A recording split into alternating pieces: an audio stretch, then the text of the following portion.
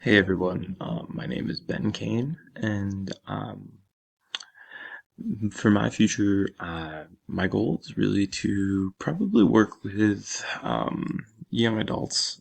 I would think probably between like teenage age to like just getting started in life, like 20s, maybe into the 30s.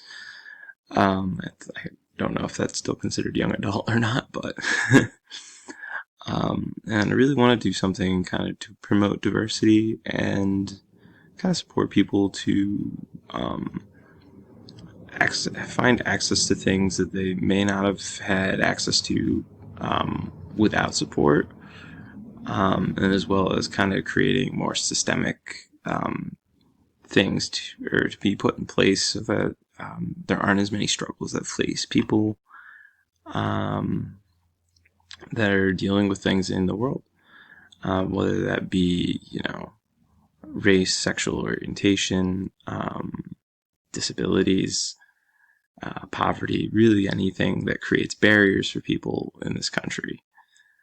Um, I think as far as sex positive, I really just want to support people to be themselves and feel comfortable being themselves. Definitely want to ensure that I'm, with this population, they might not be as experienced in it, in sex. So it would certainly be something that I would be interested in promoting, educating people, making sure that they know how to do things safely, certainly educating people on consent and the different consequences that sexual intercourse and other sexual acts can lead to make sure that people kind of know what they're getting into and can make sure that they're doing things in a safe and manner. Um,